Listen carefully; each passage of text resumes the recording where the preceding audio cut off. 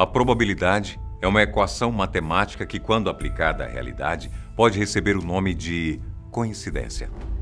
Não é de hoje, por exemplo, que esse tipo de situação intriga e instiga a curiosidade humana. E até mesmo nas questões mais complexas e importantes da vida, nós podemos nos deparar com ela. O homem, a vida e o universo surgiram e são frutos de uma gigantesca coincidência cósmica? Ou será que existe alguma força por trás da nossa criação? Por mais que a probabilidade possa ser expressa através de números e contas em um pedaço de papel, nós, seres humanos, por algum motivo, temos uma certa dificuldade em lidar com essas coincidências. Seria por esse motivo, por exemplo, que nós teríamos inventado a ideia de um Deus, destino, horóscopo? Ou essas coisas simplesmente existem? Essas perguntas nós jamais poderemos responder.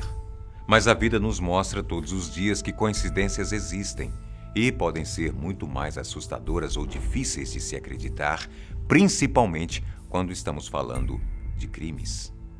Até onde vai a sorte ou o azar de um assassino e de uma vítima? Como é ser escolhido entre um milhão para viver uma situação surpreendentemente carregada de coincidências não tão agradáveis assim? Eu sou Antônio Bocco. E os 4 casos de coincidências criminais que você vai escutar agora não são meramente baseados na realidade, mas, segundo a matemática, são 100% reais. Sejam bem-vindos ao programa.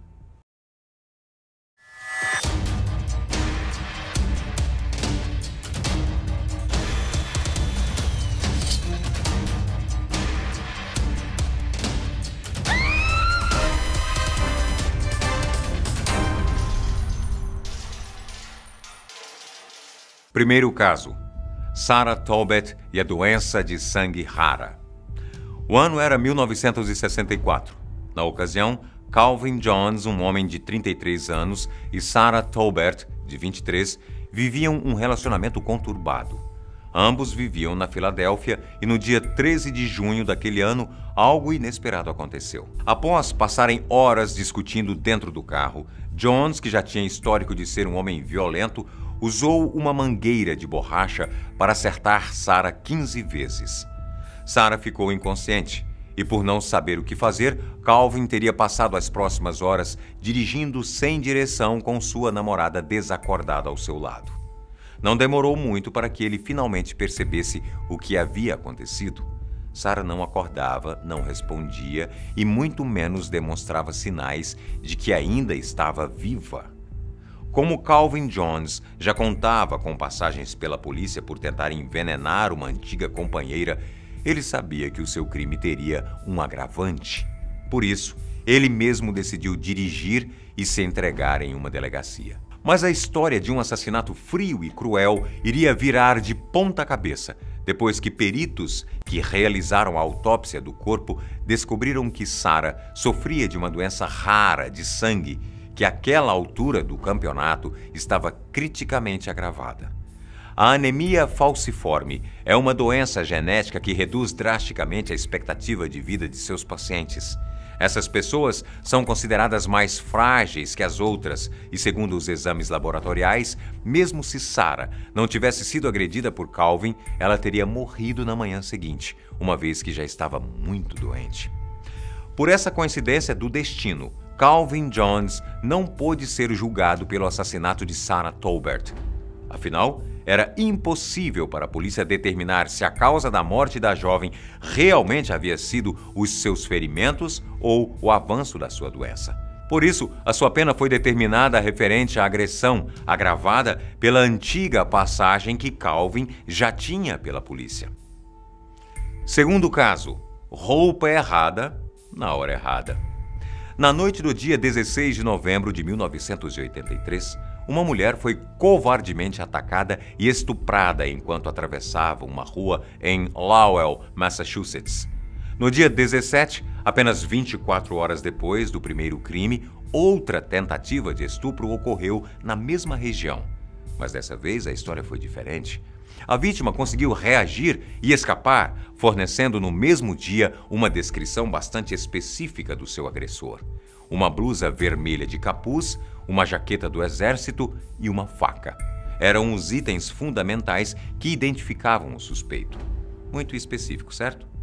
Bom, não demorou muito para que os policiais encontrassem, naquele mesmo bairro, naquele mesmo dia, Dennis Maher, um homem que simplesmente se encaixava em todas as descrições. Sua roupa naquele dia era uma blusa vermelha com capuz, sobreposta com uma jaqueta do exército. Em seu carro, uma faca foi apreendida. Ambas as vítimas, uma do estupro e a segunda da tentativa, identificaram Dennis como seu agressor. Após o julgamento veio a sentença. O pervertido e tarado foi condenado à prisão perpétua. Uma verdadeira vitória para a sociedade. Correto? Até poderia ser, se não fosse por um detalhe. Dennis Maher era completamente inocente das acusações.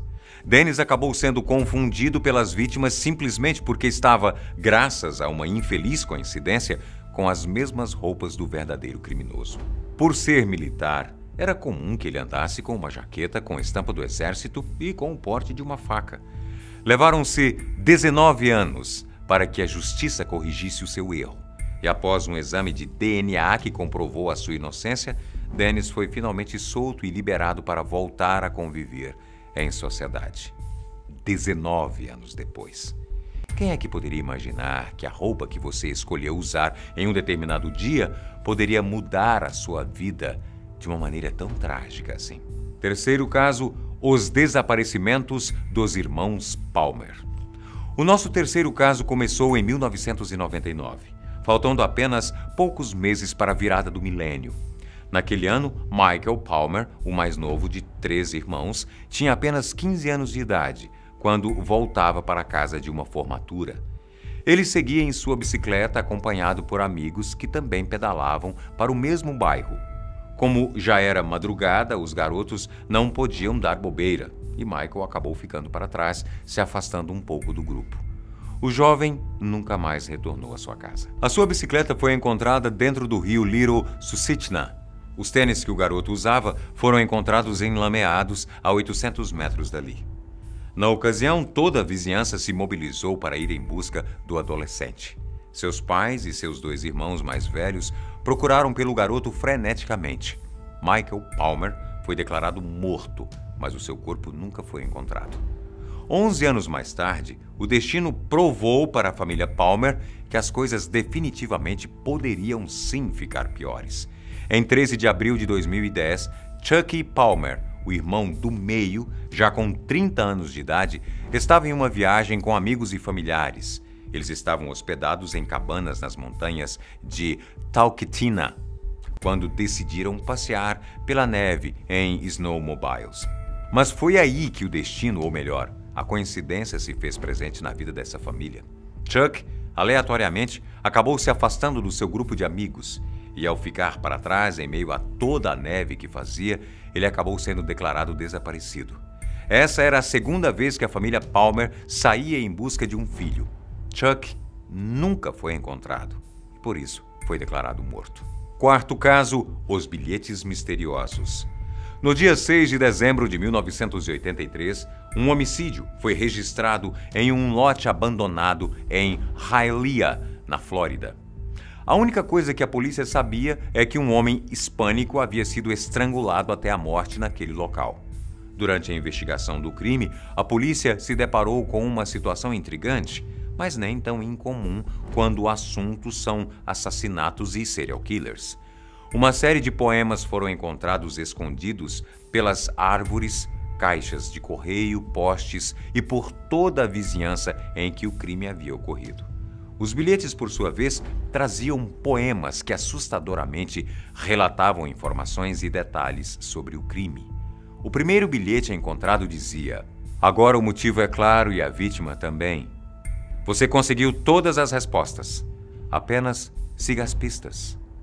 O enigma que existia nesse bilhete foi o responsável por levar a polícia a encontrar os demais poemas e bilhetes. Tudo soava como um jogo planejado pela mente doente de um assassino. Isso já havia sido feito antes. Foi apenas muitos dias mais tarde que a polícia descobriu finalmente do que se tratavam os bilhetes. Há alguns meses atrás, havia sido Halloween e 4 igrejas da região realizaram uma espécie de caça ao tesouro, que consistia na resolução de crimes fictícios para se conseguir ganhar uma prenda. Como acabou chovendo no dia em que a brincadeira seria realizada, os bilhetes não foram removidos dos locais que haviam sido escondidos. No final das contas, tudo não passava de uma coincidência inocente e que de nada tinha a ver com o crime real. No final das contas, os policiais descobriram que a vítima era um homem colombiano chamado Francisco Patino Gutierrez e que o seu assassinato estava relacionado a uma cobrança do tráfico de drogas. É difícil de acreditar, né? Com certeza. Mas as coincidências existem, elas estão aí, acontecendo todos os dias e a todos os momentos. Basta olharmos à nossa volta e percebermos que o imprevisível não é tão raro assim. Nós ficamos por aqui, mas esperamos você em um próximo Baseado em Fatos Reais.